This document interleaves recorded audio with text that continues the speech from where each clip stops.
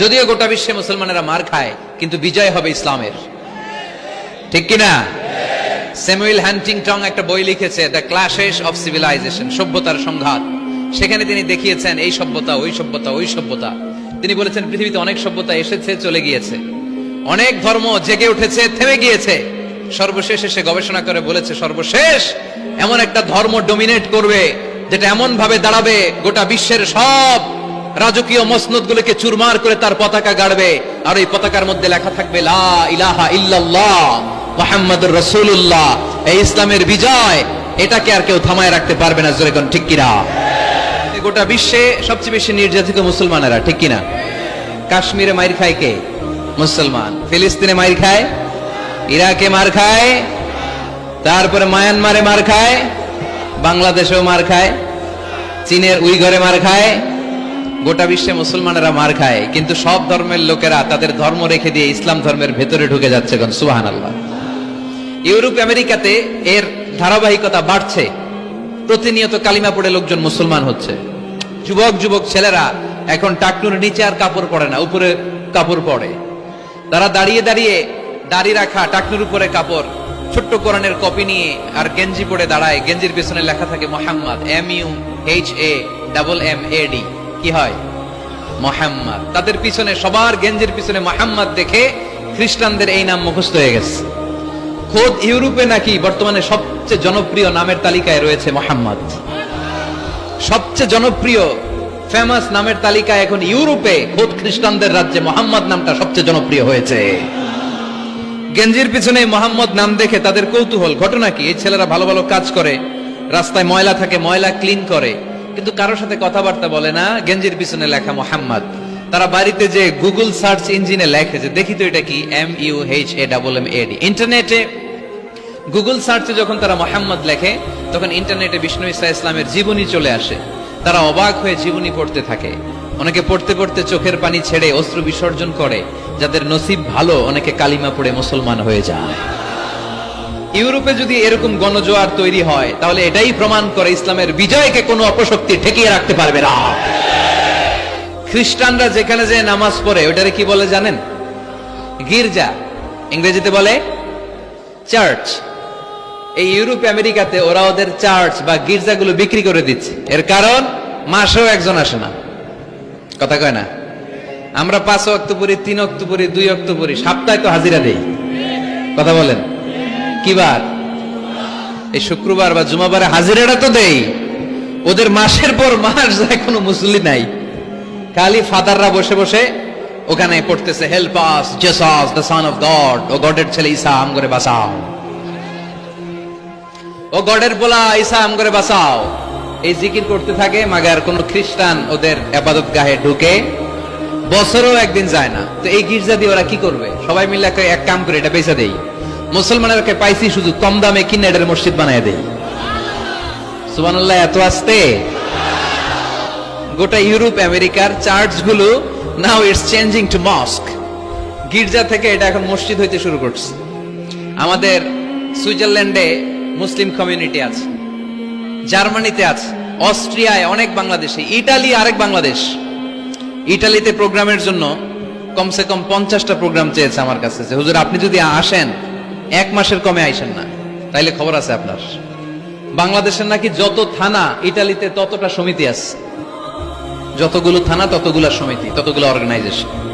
সবাই আমারে ধরে রাখছে, আপনার ইউরোপ সফর করলে ইটালি না আসলে খবর আছে। তো ওখানে এই যখন খ্রিস্টানরা ওদের ইবাদত গাহে যায় না, কম দামে এরা বেচে দেয়, আর এগুলোরে মুসলমানরা পলিশ করে একটা মিনার লাগাই দিয়ে মসজিদ বানায় ফেলে। প্রতিনিয়ত সেখানে আজান হচ্ছে, আল্লাহর ধ্বনি উচ্চারিত হচ্ছে, ইসলামিক সেন্টার হচ্ছে। স্ট্রিট দাওয়া মানে রাস্তায় দাঁড়িয়ে ইয়াং যুবক ছেলেরা দাওয়ার কাজ করে। এখন গণজাগরণ যুবকদের, তাদের কথায় মানুষ আকৃষ্ট হয় বেশি, ঠিক কিনা? রাসূল সাল্লাল্লাহু আলাইহি ওয়াসাল্লাম বলেছেন, আরব দেশে কেউ যদি লাল কপালওয়ালা উট পায়, তার চেয়ে দামি জিনিস আর হয় না। আমরা বর্তমানে কি পাইলে খুশি? কেউ হয়তো BMW পেলে সবচেয়ে খুশি, 1 কোটি টাকার বান্ডিল দিলে খুশি, ডুপ্লেক্স একটা বাড়ি দিয়ে দিলে খুশি, তাই না?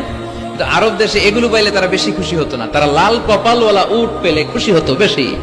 বিষ্ণু ঈসা ইসলাম বলেন, তোমার কারণে যদি কেউ অন্য ধর্ম থেকে ইসলামে আসে জাহান্নাম থেকে জান্নাতি হতে পারে, লাল কপালের উট পেলে তোমার যত খুশি হওয়া উচিত তার চেয়ে তুমি বেশি খুশি হয়ে যাবা। এজন্য আমাদের দাওয়াতি কাজ বাড়ানোর দরকার আছে না নাই? উই অল আর দাঈ ইলাল্লাহ, আমরা সবাই দাঈ। দাওয়াতি কাজ আমাদের সবাইকে চালিয়ে যেতে হবে।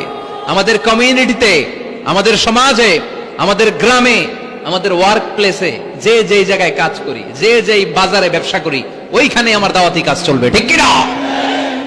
আল্লাহর দেয়া ধর্ম, ইসলাম কি বানানো ধর্ম?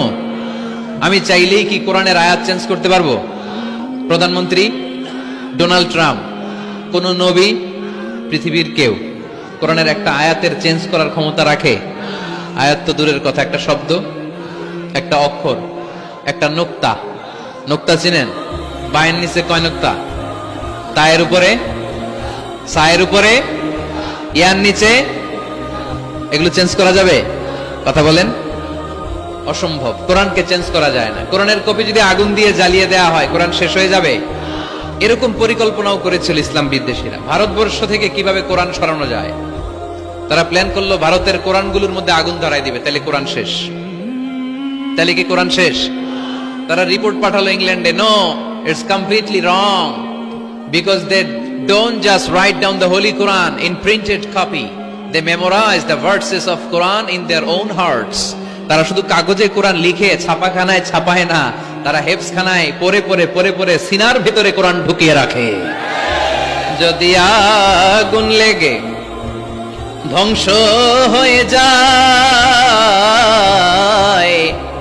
ধ্বংস হয়ে যায়, যদি আগুন লেগে যায় পুড়ে যায় পৃথিবীর সব বইয়ের দোকান, বিশ্ব থেকে হারাবে না পবিত্র কোরআন, বিশ্ব থেকে হারাবে না পবিত্র কোরআন। সুবহানাল্লাহ পড়েন। কোরআনকে দূর করা সম্ভব না। এই কোরআনকে নাজিল করেছে কে? এজন্য এই ধর্মের বৈশিষ্ট্য হচ্ছে রব্বানি। এটা রবের দেয়া, এটা মন মস্তিষ্ক প্রসূত বানানো কোনো মতবাদ নয়। এই ধর্মটাকে আল্লাহ নিজের ধর্ম বলেছেন। আল্লাহ ইসলামকে বলেছেন দীনুল্লাহ। ইসলামকে কি বলেছে? ওয়ারাইতান নাসা ইয়াদখুলুনা ফি দীনিল্লাহি আফওয়াজা। নবী আপনি দেখবেন লোকজন বানের পানির মতো কালিমা পড়ে আমার ধর্মে ইসলামে প্রবেশ করেছে। এটা আল্লাহর ধর্ম, রব কেন্দ্রিক। এজন্য আমরা যাই করি, যে দোয়াই করি, ওই দোয়ার শুরুতে রব আছে না নাই? আমরা যখন বলি আল্লাহ দুনিয়ার কল্যাণ দাও, আখিরাতের কল্যাণ দাও, আমরা দোয়াটা শুরু করি রব দিয়ে। কি দিয়ে? আমাদের দোয়া শুরু হয় কোন শব্দ দিয়ে? রব্বানা আতিনা ফিদ দুনিয়া হাসানাতাও ওয়া ফিল আখিরাতি হাসানাতাও ওয়া কিনা আযাবান নার। দোয়ার শুরুতে রব আছে না নাই? আবার পরে রব্বানা যালামনা আনফুসানা ওয়া ইল্লাম তাগফির লানা ওয়া তারহামনা লানাকুনান্না মিনাল খাসিরিন। সুবহানাল্লাহ পড়েন। ইসলাম মানব কোনখানে? ইসলাম মানব কতক্ষণ? দেহে প্রাণ আছে যতক্ষণ। ফ্যামিলিতে, সমাজে বাস্তবায়ন করতে হবে, তা না হলে পরিবর্তন আসবে না। আমরা পরিবর্তন চাই। We need change, we have to change, we like change. আমরা এই ঘুণে ধরা সমাজকে কোরআন দিয়ে পরিবর্তন করে দিতে চাই। আমরা বিপ্লবের অংশীদার হতে চাই। আমরা অনাচার মুক্ত সুন্দর সমাজ চাই। সেজন্য এই কথাগুলো, মেসেজগুলো ধারণ করতে হবে, বলতে হবে, শেয়ার করতে হবে, বলতে হবে, শেয়ার করতে হবে, হজম করতে হবে, জীবনে আমল করতে হবে, ঠিক কিনা? তো এইভাবে এই মেসেজগুলো ধারণ করতে হবে, লালন করতে হবে। এবং কোন জায়গায় ভুল করতে চাইলেই আল্লাহর ভয়ে থেমে যেতে হবে, অন্যায় করা যাবে না। কারণ আমি ওয়াদা দিয়েছি, ইসলাম মানবো কোনখানে? না শুধু মসজিদে, মাদ্রাসায়, মাহফিলে, কোনখানে? মনে থাকবে মুসলমান। ইসলাম মানবো কতক্ষণ? পেটে ব্যথা যতক্ষণ। যতক্ষণ পেটে ব্যথা তখন আল্লাহরে ডাকে। পেট ব্যথা নাই, আল্লাহ নাই, এরকম ডাকাইতেছে না? নাই না। সুস্থ অবস্থায়ও ইসলাম মানবো, সুস্থ অবস্থায়ও, দুঃখের দিনেও মানবো, সুখের দিনেও। তাহলে আওয়াজ করে বলেন, ইসলাম মানবো কতক্ষণ? দেহে প্রাণ থাকে যতক্ষণ, ঠিক কিনা? এজন্য রাব্বুল আলামিন বলেন, ومن يبتغ غير الإسلام دينا فلن يقبل منه وهو في الآخرة من الخاسرين। ইসলাম ছাড়া অন্য কোথাও যে শান্তি তালাশ করে, ইসলাম ছাড়া অন্য কোন ধর্ম যে তালাশ করে তার কোনো কিছুই আল্লাহ কবুল করবে না। আর আখেরাতে লোকটা হবে হায় হায় কোম্পানির ম্যানেজার। কি কোম্পানির? মানে হায় হায় করবে, হায় হায় হায় হায় হায়, কি করলাম, কোন নেতার পিছনে ছুটলাম, কেন গানের কনসার্টে গেলাম, কেন মদের আড্ডাখানায় গেলাম, কেন কোরআনের মঞ্চে গেলাম না, কেন তাফসীর মাহফিলগুলোতে বাধা দিলাম, কেন ইসলামের আওয়াজগুলোকে আটকে দিতে চাইলাম। হায় হায় করবে, হায় হায় করবে, আফসোস করবে, কিন্তু সেদিন তাদের আফসোসে কোনো লাভ হবে। Whoever seeks anything except Islam, that will be not accepted and he will be the loser in akhirah. ইসলাম ছাড়া যে অন্য কিছু তালাশ করে সেটা কবুল হবে না, আর সে হবে লুজার। লুজার মানে যে সব হারাইছে, আর গেইনার মানে যে সব পেয়েছে। আমরা কি লুজার হব না গেইনার? মাশাআল্লাহ, এই তো বুঝতে পেরেছেন, আমরা গেইনার হতে চাই। যারা জান্নাতে ঢুকতে পারে তারাই গেইনার, ঠিক কিনা? আমরা এখানে যেমনি একসাথে বসে গেইনার হয়েছি, জান্নাতেও যেন একসাথে বসতে পারে, আল্লাহ তৌফিক দান করো। তাহলে ইসলাম ছাড়া অন্য কিছু মানি না, বলেন ইসলাম ছাড়া অন্য কিছু মানি না, মানবো না। নাহনু কওমুন আ'আজ্জানাল্লাহু বিল ইসলাম, আমরা তো এমন জাতি যে জাতিকে আল্লাহ ইসলাম দিয়ে সম্মান দিয়েছে। ফাইন ইবতাগাইনাল ইজ্জাতা বিগাইরিহি আদাল্লানাল্লাহ, ইসলাম ছাড়া অন্য কোথাও যদি আমরা সম্মান তালাশ করি আমাদেরকে অপমান করবে কে? আমাদের সম্মান তাহলে কোন জায়গায়? ইসলামে। বুক ফুলিয়ে সব জায়গায় বলা যাবে আমি মুসলমান। পৃথিবীর যেই দেশেই যান, যে কোনো জায়গায় দাঁড়ান না কেন, বুক ফুলিয়ে বলতে হবে I M A Muslim, I proud of it, আমি মুসলমান, আমার ধর্মের নাম কি? ইসলাম। এটা সাহসিকতার সাথে বলতে হবে। এবং আল্লাহ বললেন ইসলামকে তোমাদের ধর্ম বানিয়ে আমি আল্লাহ খুশি, ইসলামকে আমি সব নবীদের ধর্ম বানিয়ে খুশি। সুবহানাল্লাহ পড়েন। আমাদের ধর্মের নামই ইসলাম, বিষয়টা কি এমন না? সব নবীর ধর্মের নামই ছিল। আদম আলাইহিস সালামের ধর্মের নাম, মুসা আলাইহিস সালামের, ঈসা আলাইহিস সালামের, মুহাম্মদ সাল্লাল্লাহু আলাইহি সাল্লামের। তার প্রমাণ আল্লাহর কোরআন। রব্বুল আলামিন বলেন মা কানা ইব্রাহিমু ইয়াহুদিয়াও ওয়ালা নাসরানিয়াও ওয়ালাকিন কানা হানিফাম মুসলিমা। আমার ইব্রাহিম ইহুদি ছিল না, নাসারা ছিল না, আমার ইব্রাহিম ছিল পাক্কা মুসলমান। সুবহানাল্লাহ পড়েন। ইব্রাহিম আলাইহিস সালাম কি ছিল? পাক্কা মুসলমান। তো ওনার ধর্মের নাম যদি ইসলাম না হতো উনি মুসলমান হইতে পারতেন? জোরে বলেন। তার মানে সব নবীদের ধর্মের নাম কি? ইসলাম। কিন্তু মজার ব্যাপার হলো কোন নবীর সময়কালেই আল্লাহ তাআলা ইসলামকে পরিপূর্ণ করেন নাই, করেছেন আমাদের নবীর সময়ে। পড়েন সুবহানাল্লাহ। দিনটা ছিল জুমাবার, আরাফার ময়দান। বিশ্বনবী ভাষণ দিচ্ছেন। ইন দ্য মিন টাইম আল্লাহ তাআলা কালামুল্লাহ মাজিদের আয়াত নাজিল করলেন।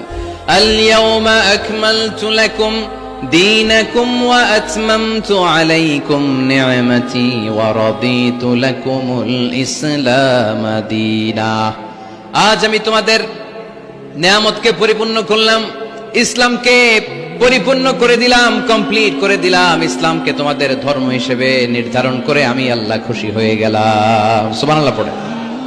ইসলামকে আমাদের ধর্ম বানিয়ে খুশি কে? কিন্তু আমরা তো খুশি না। আমরা খুশি? কথা বলেন। আপনারা যে খুশি এটাও জোরে কইতে পারলেন না। ইসলামকে ধর্ম হিসেবে পেয়ে আমরা খুশি না বেজার? আমরা খুশি। প্রত্যেক নামাজ শেষে কিন্তু এই ঘোষণাটা দেই, অর্থ বুঝি না তাই বুঝতে পারি না। আমরা বলি প্রত্যেক নামাজের পরে রাদিতু বিল্লাহি রাব্বা ওয়া বিল ইসলামি দীনা ওয়া বি মুহাম্মাদিন রাসূলা। আল্লাহ তোমারে রব হিসেবে পেয়ে আমরা খুশি, নবীকে আমাদের নবী হিসেবে পেয়ে খুশি, মুহাম্মদ সাল্লাল্লাহু আলাইহি ওয়াসাল্লামকে, আর ইসলামকে ধর্ম হিসেবে পেয়ে আমরা খুশি। চিল্লায় পড়েন সুবহানাল্লাহ। আল্লাহ নিজেই ঘোষণা দিয়েছেন তোমরা খুশি হও আর না হও, আমি ইসলামের বিজয়কে পৃথিবীতে প্রতিষ্ঠিত করে দেব। গোটা বিশ্বব্যাপী আপনি নিউজ পড়েন, দেখবেন যে প্রতিদিন কালিমা পড়ে লোকজন মুসলমান হয়। এরকম আছে না নাই? এই ইসলামের জয় জয়কার দেখে ইসলাম বিরোধীদের আজকে মাথা গরম, এদের মাথা গরম। এরা চায় না ইসলামের বিজয় হোক। মানুষ পঙ্গপালের মতো ইসলামের দিকে ছুটে চলেছে, ধাবিত হচ্ছে, ঝাঁপিয়ে পড়ছে, ইসলাম এগিয়ে যাচ্ছে, ভিক্টরি সাইনের দিকে ইসলাম ধাবিত হচ্ছে। এটা ওদের সহ্য হয় না। চিল্লায় বলেন ঠিক কিনা? আল্লাহ বলেন তোদের সহ্য হোক আর না হোক, ইসলামের বিজয়কে আমি পৃথিবীর মধ্যে প্রতিষ্ঠিত করে দেবো। জোরে কোন ঠিক কিনা? ইন্নাল্লাহা যাওয়ালি আল আরদা, আল্লাহ তাআলা পৃথিবীকে আমাকে ছোট করে দেখালেন। বিশ্বনবী বললেন ফারাইতু মাশারিকাহা ওয়া মাগারিবাহা, আমি পৃথিবীর প্রাচ্য পাশ্চাত্য সবটা দেখেছি, আর আমি নবী যতদূর দেখেছি ততদূর আল্লাহু আকবারের ধ্বনি পৌঁছে দিবে কে? কেউ ঠেকায় রাখতে পারবে? পারবে না। এজন্য ইসলাম পেয়ে আমরা খুশি না বেজার? ইসলাম হচ্ছে সময়ের অপরিহার্য বাস্তবতা। আপনি যদি সমাধান চান জীবন সমস্যার, ইসলামের ভেতরে সমাধান আছে না নাই?